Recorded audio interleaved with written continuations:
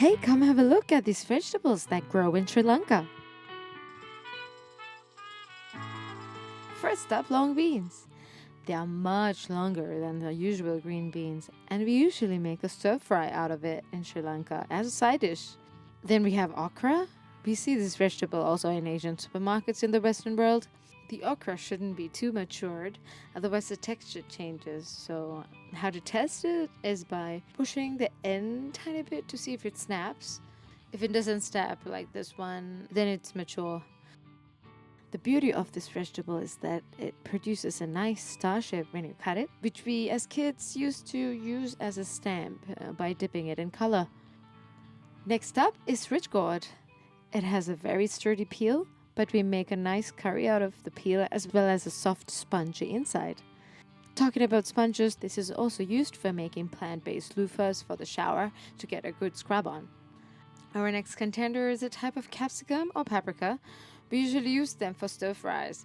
I have seen a smaller version of them in the supermarkets during the barbecue season. In Sri Lanka, we often make it as a side dish, and I like to eat the flesh and leave the peel out, even though there's nothing wrong with the peel, obviously.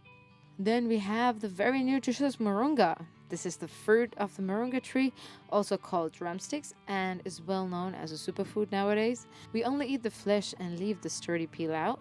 Since the flesh is really thin, we have to scrape the yummy insides with our teeth, so it can get quite tricky when eating, but it is an experience. Next, we have ash plantain. We use it for cooking, and again, it is said to have a lot of nutrients. We cut the peel off, and we also make a dish out of the peel, as well as the flesh, of course. You can dry the bananas and make a powder out of it to use in cakes and breads to give it a nice texture and flavor.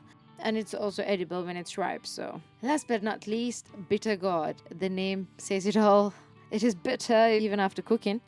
So we mix in some sourness into the curry to balance the bitterness. When mixed with rice and other curries, it is delicious. I remember my parents say that my skin would glow if I ate this vegetable.